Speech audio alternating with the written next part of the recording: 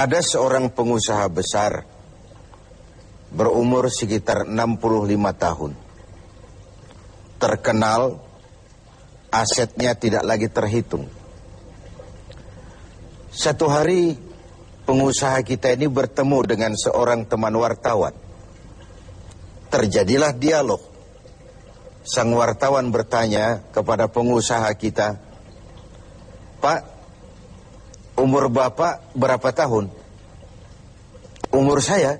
Iya, paling sekitar 7 tahun. "Loh, 7 tahun? 7 tahun. Anak Bapak berapa orang?" "Satu."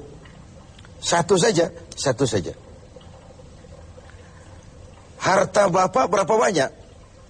"Ya, paling sekitar 10 sampai 15 juta rupiah saja." Teman wartawan berkata, "Pak, kenapa Bapak berdusta? Bapak orang terkenal, pengusaha besar, punya biografi. Kami tahu umur Bapak 65 tahun. Kenapa Bapak bilang 7 tahun? Anak Bapak pun banyak. Kenapa cuma bilang 1? Harta Bapak, aset sudah tidak ternilai. Kenapa Bapak bilang cuma 10 sampai 15 juta rupiah saja?" Senyum agak getir, sang pengusaha menjawab, "Kau benar, Nak. Umur saya kalau jumlahnya sih memang 65 tahun. Tapi dari 65 tahun umur saya itu, rasa-rasanya baru 7 tahun yang ada artinya di sisi Allah. Baru 7 tahun sujud saya benar. Baru 7 tahun saya laksanakan perintahnya, saya tinggalkan larangannya. Sisa umur yang lain habis kelabu warnanya, penuh dosa dan keingkaran. Saya katakan umur saya coba 7 tahun. Anak, kau juga tahu anak saya banyak. Tapi dari sekian banyak anak ini, rasanya cuma 1 yang akan jadi buah hati, belahan jantung, pelanjut cerita, penerus sejarah, anak soleh yang akan mendoakan orang tuanya. Yang lain susah diurus anak saya itu." "Oh gitu toh." "Iya." "Mengenai harta, Pak, kau juga benar. Harta saya, aset saya sudah sulit dihitung lah. Pabrik di mana-mana, di tiap bank hampir ada deposito saya. Tapi dari sekian banyak harta itu yang saya ingat, baru sekitar 10 sampai 15 juta yang saya belanjakan di jalan Allah. Saya sumbangkan masjid, saya bantu pesantren, saya bantu yatim piatu. Dan itu yang akan jadi milik saya yang sebenarnya. Yang akan saya bawa menghadap Allah. Saya bawa ke alam kubur. Yang lain akan jadi rebutan ahli waris sesudahnya." Jangan-jangan orang tua tadi adalah kita-kita ini. Jangan-jangan kita-kita ini adalah orang tua tadi. Tapi yang pasti, jangan sampailah kita seperti orang tua tadi itu. Dari sekian banyak umur yang diberikan, berapa yang punya nilai di sisi Allah? Dari sekian banyak anak titipan Allah kepada kita, berapa yang akan jadi anak soleh, buah hati, belahan jantung, pelanjut cerita, penerus sejarah? Dan dari sekian banyak harta kita, berapa yang sudah kita belanjakan di jalan Allah, yang artinya akan jadi milik kita yang sebenarnya? Banyak ketidakadilan yang terlepas dari pengadilan dunia. Sering orang-orang yang berbuat kebaikan tidak mendapat perlakuan yang pantas di dunia ini.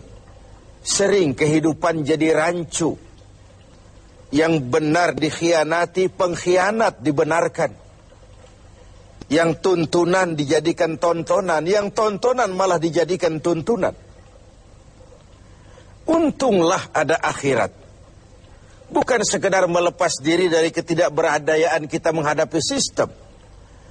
Tapi cermin bahwa tidak satu ketidakadilan yang bagaimanapun kecilnya yang terlepas dari pengadilan dunia akan terlepas juga di pengadilan akhirat nanti. Inilah keadilan.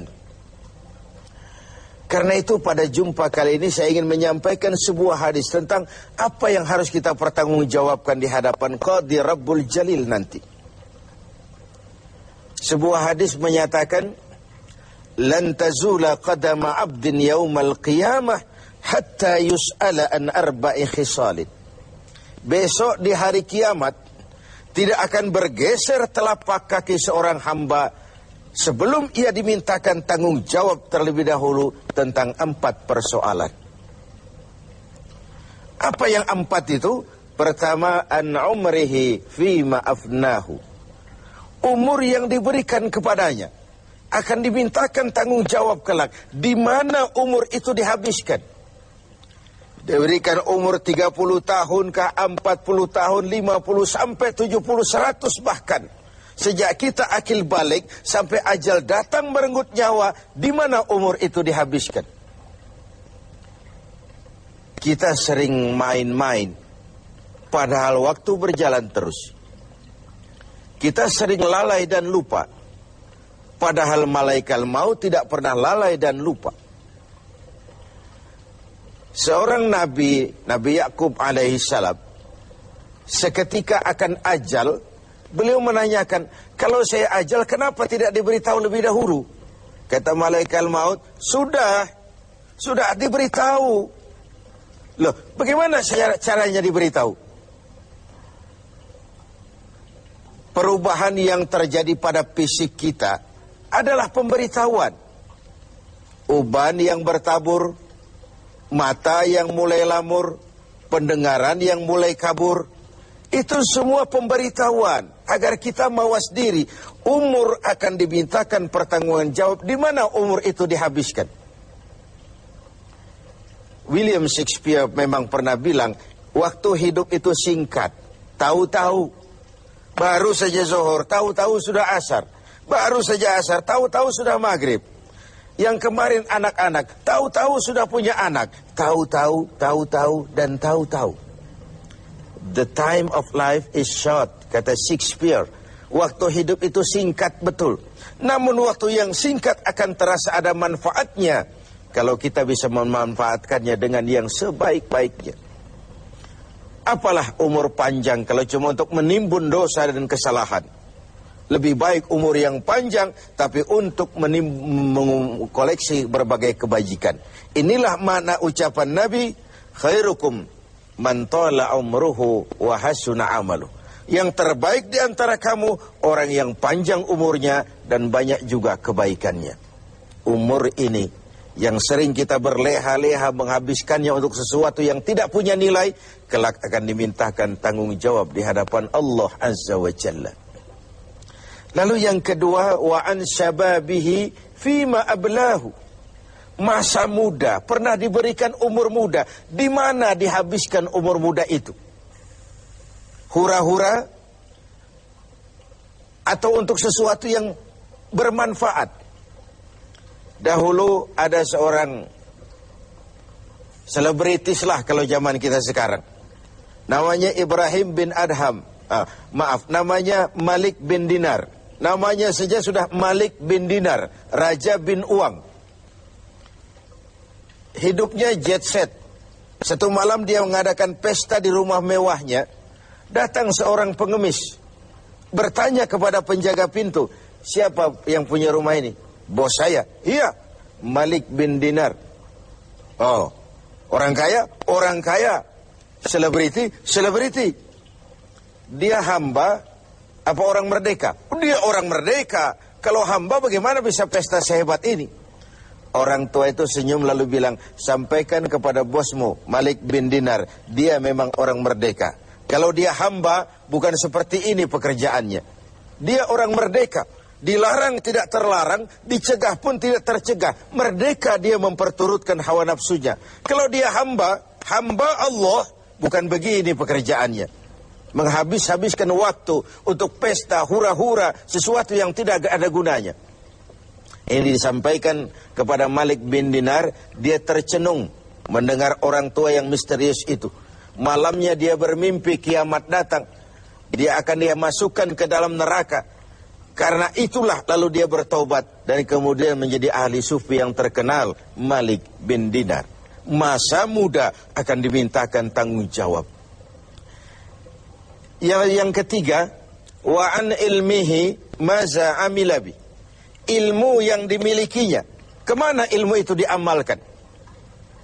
Untuk mencerdaskan orang atau untuk membodohi orang yang memang sudah bodoh? Untuk membimbing umat atau menyesatkan orang lain? Agar hamba menjadi hamba Allah atau agar orang menghambakan dia? Ilmu akan dimintakan pertanggungan jawab. Yang terakhir, wa an malihi min aina iktasabahu wa fima anfaqahu. Kita akan dimintakan tanggung jawab tentang harta kita. Dari mana harta itu didapat dan kemana harta itu dibelanjakan. Perhatikan yang terakhir ini. Tentang ilmu, pertanyaan akhirat cuma satu. Ilmumu kau amalkan untuk apa? Tentang umur, pertanyaan akhirat pun satu. Umurmu kau habiskan di mana? Tentang masa muda, pertanyaan akhirat juga satu. Masa mudamu kau gunakan buat apa? Tapi khusus tentang harta, pengadilan akhirat bertanya dua. Hartamu kau dapat dari mana dan kau belanjakan kemana? Dari mananya dan kemananya? Kadang didapat dari cara yang benar, tapi dibelanjakan untuk yang tidak benar. Atau bisa juga didapat dari cara yang tidak benar, dibelanjakan kepada jalan yang benar. Itu pun tidak mungkin kedua-duanya. Pemirsa TV7 yang berbahagia, mudah-mudahan kita tidak bernasib seperti orang tua pengusaha di awal pertemuan kita ini. Semoga kita menjadi orang yang bisa mempertanggungjawabkan baik umur, masa muda, ilmu pengetahuan, dan harta yang dititipkan Allah kepada kita. Tidak satupun yang akan luput dari pengadilan akhirat.